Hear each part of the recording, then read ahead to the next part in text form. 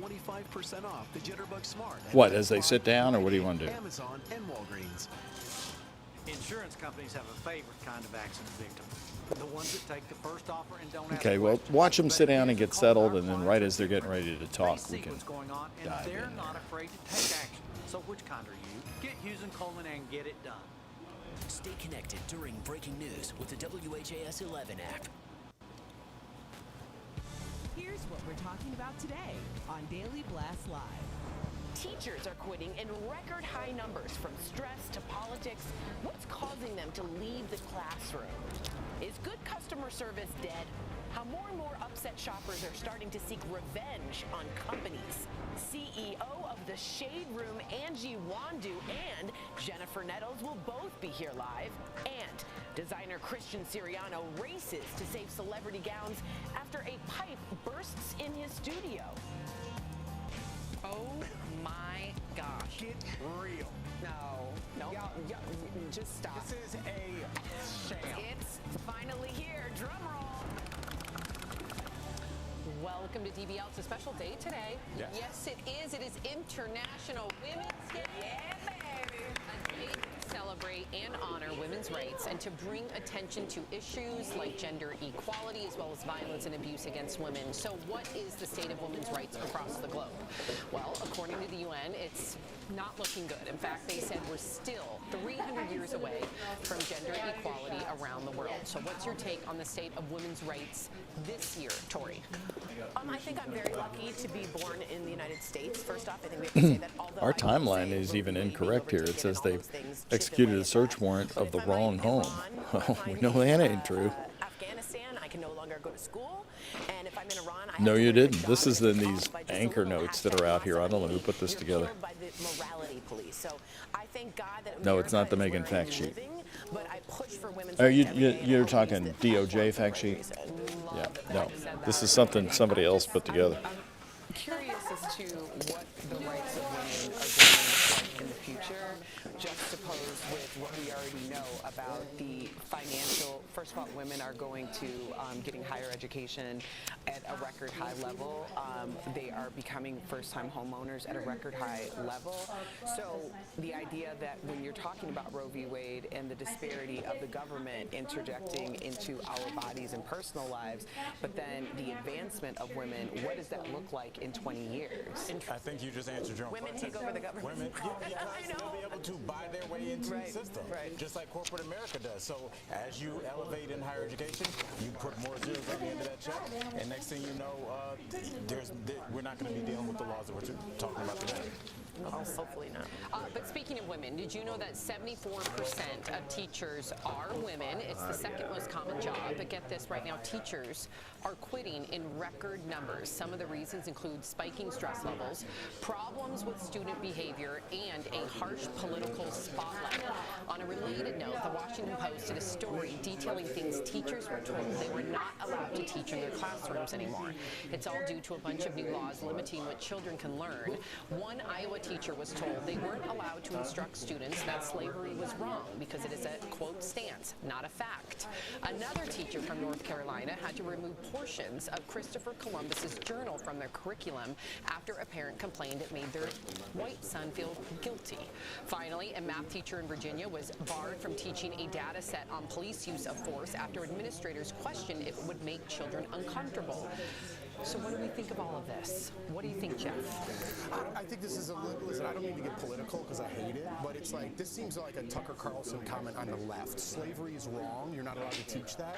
When were we in grammar school? 2-3 decades ago? I've never learned that slavery was not wrong. If my kids were in class and they came home and they said slavery's not wrong, I'd be on the phone, and I don't even do that with the school district saying, how dare you say that? What percent?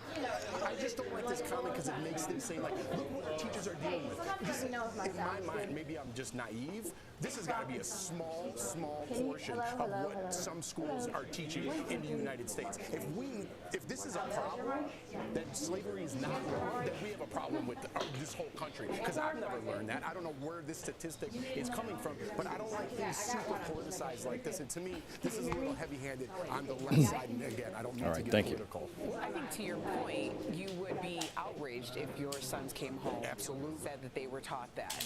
But isn't it outrageous that even a small percentage of our country is dealing with this conversation, that they're dealing with that pushback?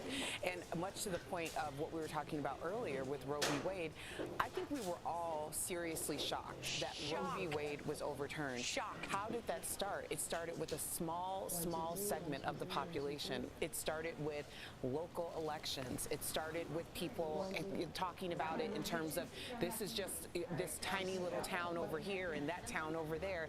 And now it's a federal law. So I think it is important to highlight these conversations, because if we can stop it at the start, then we're not having that conversation where you have to call your son's school and have them explain to you why he's being taught that. Yeah. Is it a small percentage? That's my question. I hope you're right. Were you taught that in school? No, and it coming 3 decades ago? So why would they be teaching it now? Because it's being pushed politically. But drag I'm not saying it's everywhere. I'm not. You're right.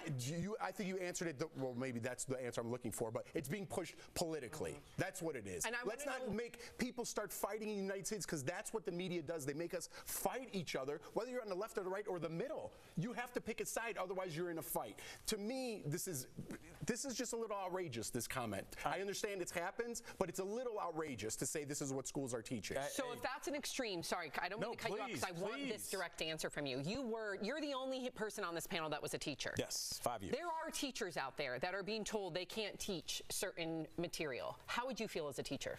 I'd be looking for another job. And I think we're seeing that with our librarians that are being berated by our teachers, and school boards that are being screamed at on a daily basis by people in the public that are being told that they're pushing an agenda to mutilate their children. There's been an attack on public schools for a long time. And this is really just, we're kind of getting to the apex of this, because you're right and you're a little bit wrong, Jeff, in that 10 years ago, this was a fringe thing. But if you think about the stories we've covered, whether it was COVID, remember that? People screaming in those school board members' faces when they were politicized? Right, yeah. Absolutely. In my mind, sorry. And then the school shootings, everybody's like, hey, arm the teachers. You know, all this stuff keeps ending up on the teachers. But that was an idea. That wasn't... That has not happened. But it's a way to deflect, and it's a way to keep using kids, which is how they do everything, to get things done. They're saying our kids are being attacked. They're going after our kids. Drag queens are going after our kids. The doctors are performing surgeries against our kids. It's the only way that they can rally that base. So as a teacher, when I was teaching, I'll tell you this, and I know it's changed probably. I was making $32,500 a year. I'm dealing with 6.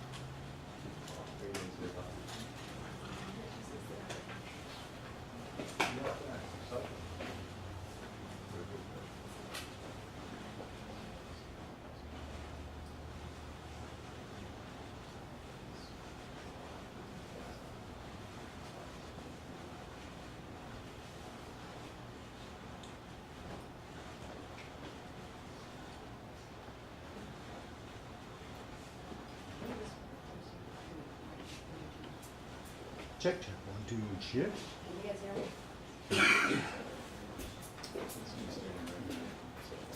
Yeah. Well, he will be when you know when he did it.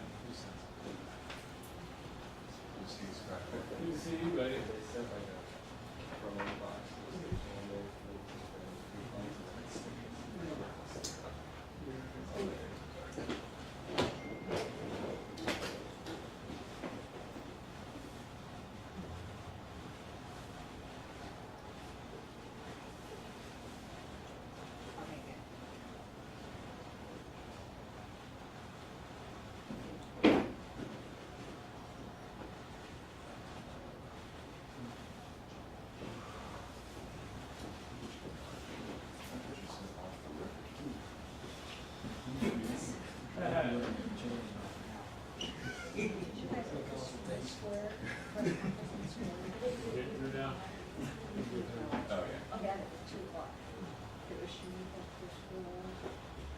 Off the record.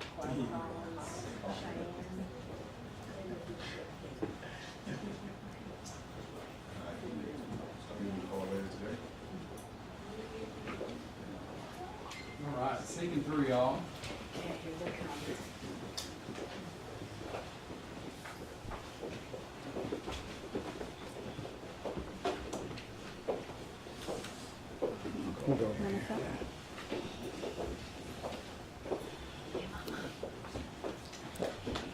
Just so y'all know, I'm Sam. This is Tayon Lee right here.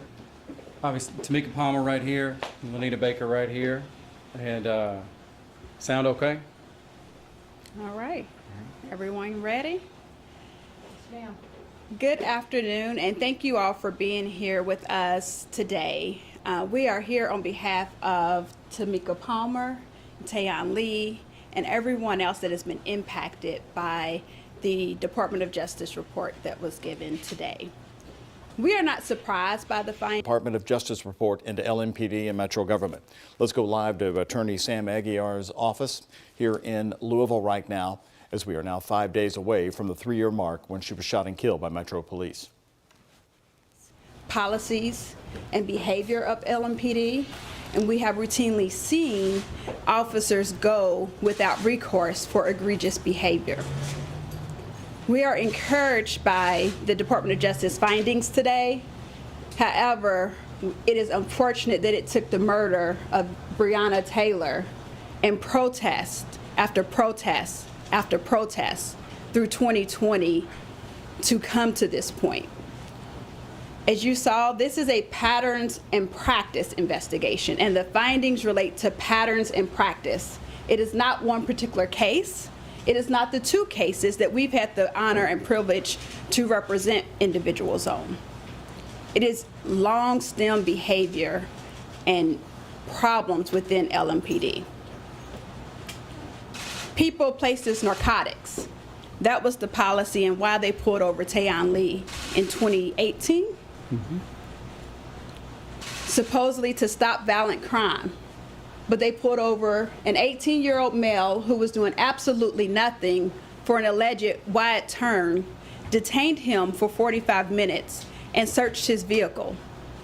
Talked to his mother as if she was not human, and said she was the problems, and bragged about how this was going to end up on Facebook and they were going to look like demons.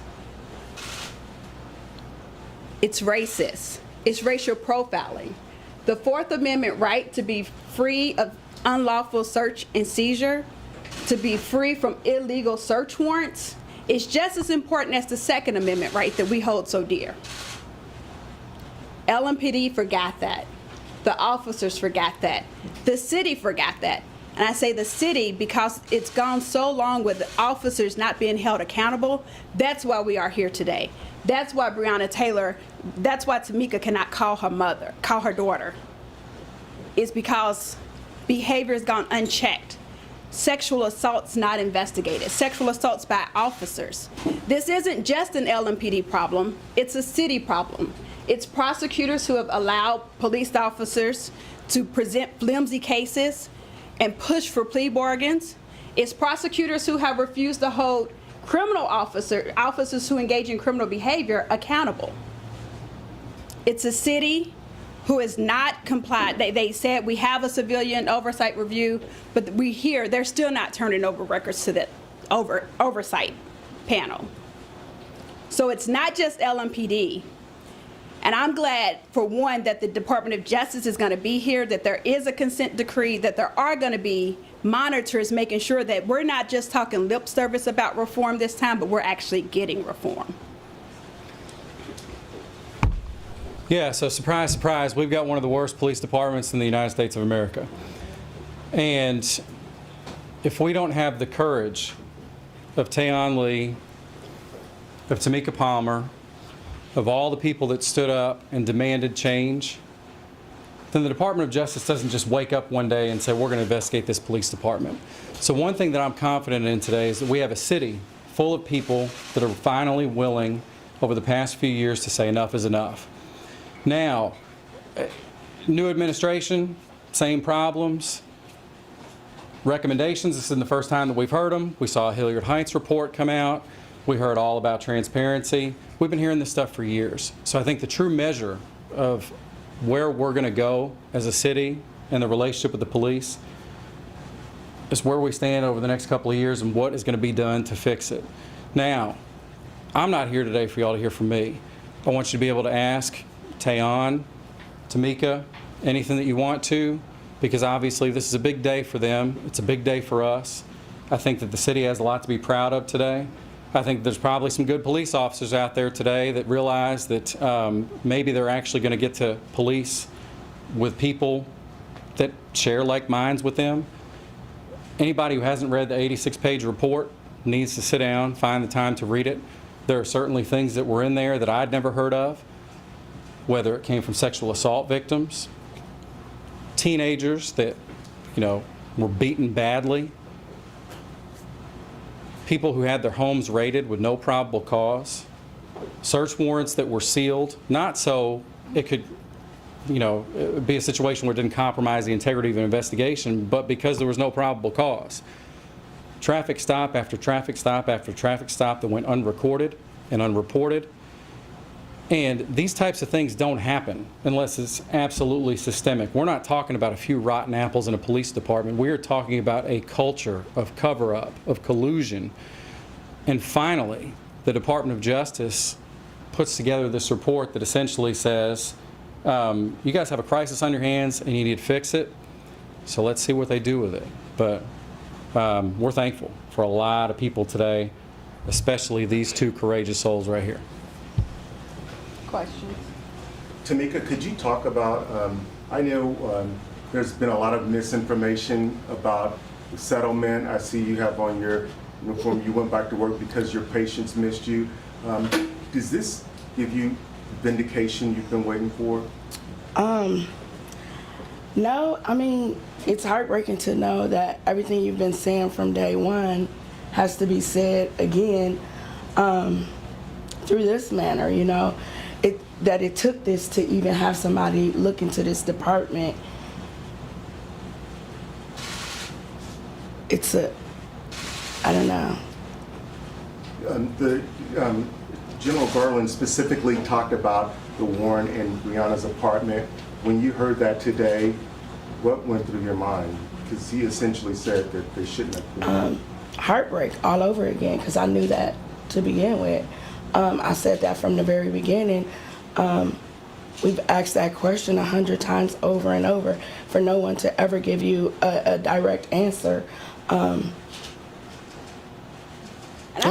hope the search warrant information that Merrick Garland and Deputy AG Kristen Clark discussed is really evaluated at the judicial level too, because those search warrants don't get signed without judges. And so you have to, as judges, and I'm going to challenge our judges, yes, this investigation was on the patterns of practice of the police department, but I'm going to challenge judges to look closer at search warrants. If you keep seeing the same language over and over, you have to dig more. Police officers aren't allowed to get to that point if you challenge them when they come to you for your signature. Judges have to sign police reports. Prosecutors, you have to be more involved in your cases. So while this is about LMPD, it's an indictment on the full criminal justice system in Louisville, Kentucky.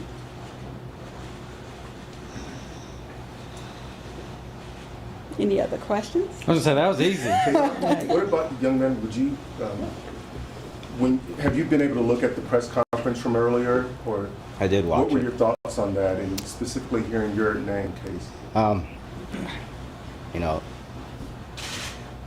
I'm glad that the DOJ, spoke up and said what we've all been saying for years.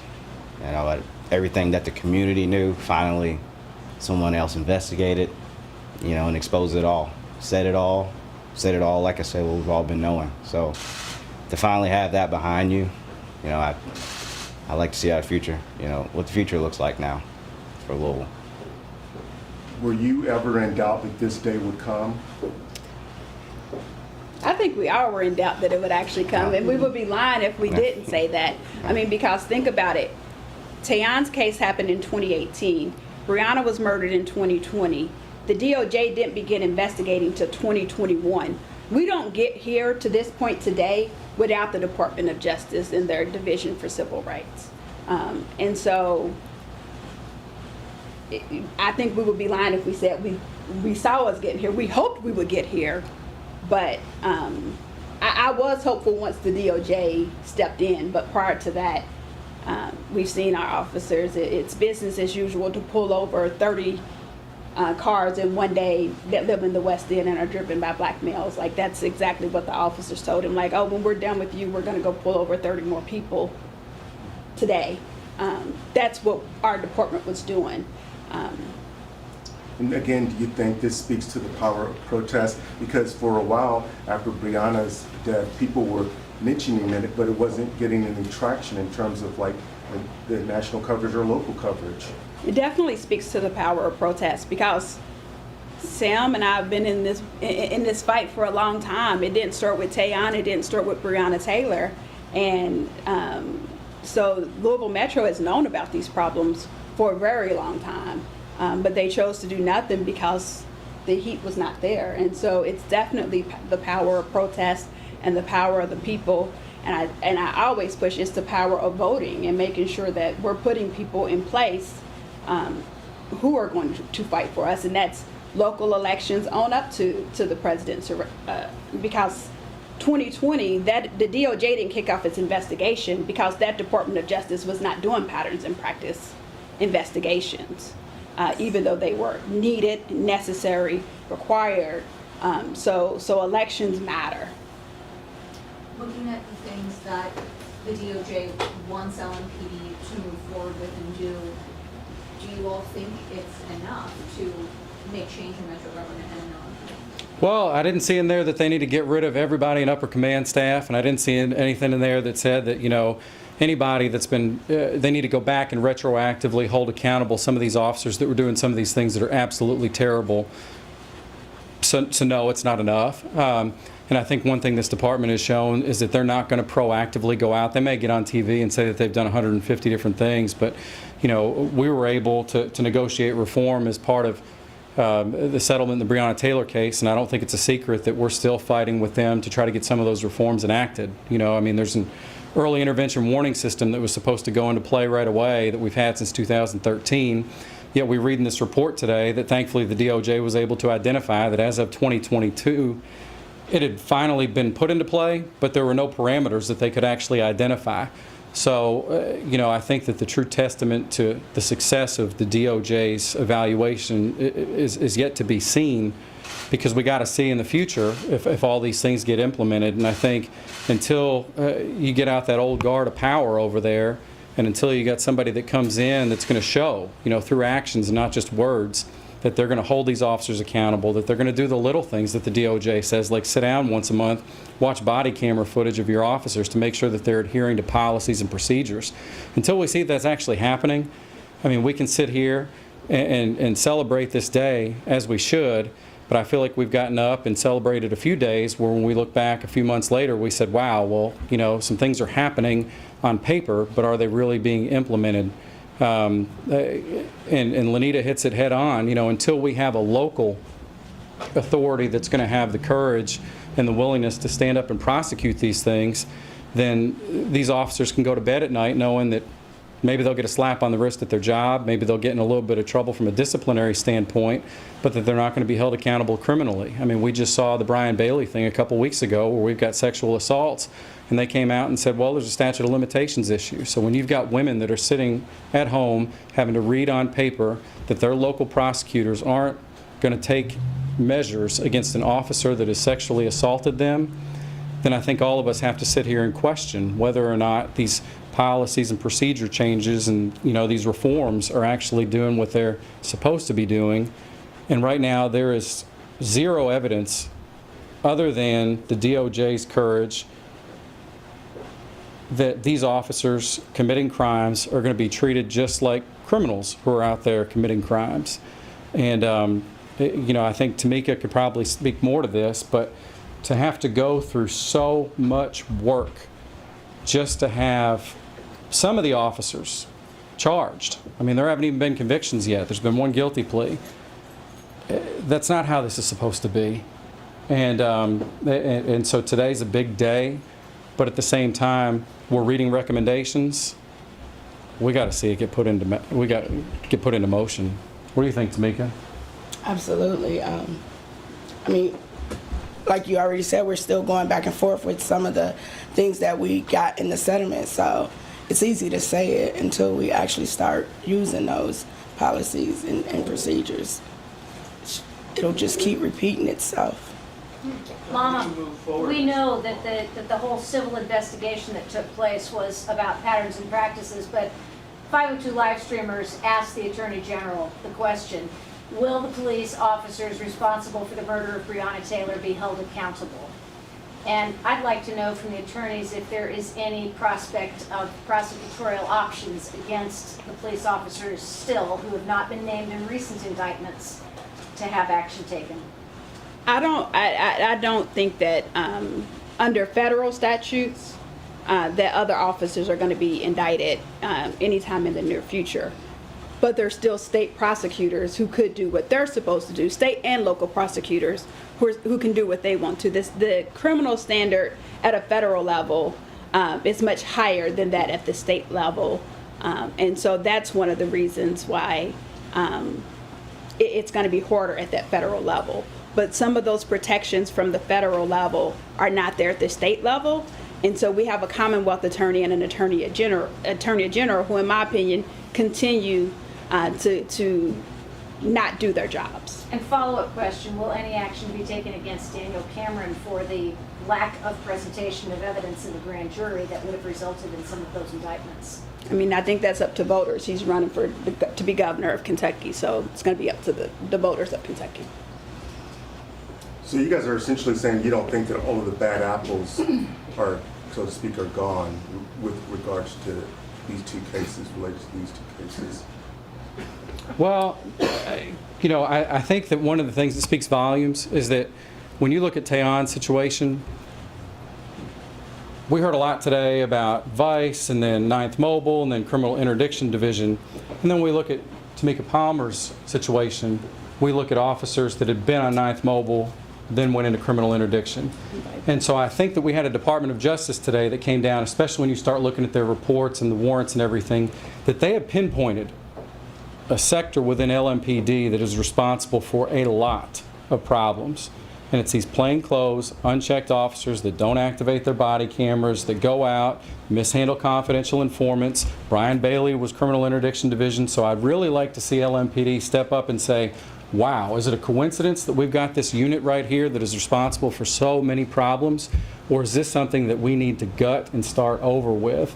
And the problem that we saw today, too, is that literally within this report, they indicated that the most documented citizen complaints that they could find over the last 5 years was 51 in a year. Now let's face it, do we think that during the protests and everything else that there were only 51 citizens that made any sort of informal complaints to LMPD? I'd venture to guess that there was more than 10 or 20 in a single day. And if you don't have a system of being able to document these complaints, make them part of an individual's file, investigate them, hold them accountable, then these officers think that they can operate each day with the full protection of those that are supervising them. So the first thing that LMPD needs to do, and they need to do it now, is they need to get civilians in there. If they can't find more officers, I'm sure that they can find civilians that are going to process these complaints, that are going to make sure that they are systematically investigated, and that officers are held accountable, because all of us should be able to call the police if we have problems with an officer and make sure that it's going to be thoroughly investigated, because it's scary, Stefan, to think about how many of these could have been sexual assault, excessive force, search warrants that were, that shouldn't have been conducted, theft, whatever it is, that involved officers that went on to continue to do it over and over and over again with no documented history of ever doing it in the past. And that's scary. What's the status of Taeon's case? Could you guys address that? Well, Taeon's case is actually referenced within the report, not by name, but you'll see where a federal judge ruled in 2022 that a traffic stop was prolonged, that it was unlawful, there was a violation of the Fourth Amendment. That was Taeyeon's case. You know, we had a judge in the Western District who came down and said that, you know, their tactics of bringing over a canine, making him stand on the side of the road with handcuffs, patting him down when it was clear as day, you know, and frisking him when it was clear as day that he had no weapons on him, that it was unlawful as a matter of law. Now, it's still scheduled to go to a jury trial to, you know, assess what the damages are and what that's worth. But the judge has already ruled, you know, in our favor legally. Thankfully, that officer was part of that unit that was doing this 30 times a day. He's gone, but he still wears a badge, and they still closed his investigation by exception. So there's no record of him actually committing any sort of misconduct, and he's over the bridge, you know, policing over in Jeffersonville. But the no, we had the judge get it right on that one. Ms. Comer, with this coming so close to the 3-year date since your daughter was killed, how would you like people to remember her this coming Monday? And what does it mean to have, I guess, this information, you know, this report come out at this time?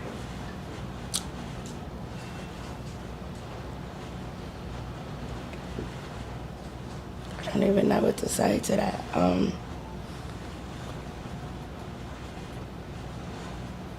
I don't even know what to think. To know that this thing should have never happened, and that it took 3 years for anybody else to say that it shouldn't have. When you hear her name on the national news or talk shows, Michael Eric Dyson included a chapter in his latest book about Breonna, and her name is said just like you would say any other well-known person. Does that give you any comfort just in terms of keeping her name alive and change that's happened around the country? It goes to say, I've always knew she would be great, that she would do good things. It shouldn't have took this. And I go back to the beginning when Tamika always said, like, if one thing that the only positive thing that could come from losing her daughter is that she prevents other people from that same fate. And I think that today is indicative of that. I think when the officers that have been indicted were indicted, that's indicative of that. But only when we see true change. I think at the end of the day, this report solidified what Tamika knew, is that she should be able to pick up the phone today and call Breonna and talk to Breonna.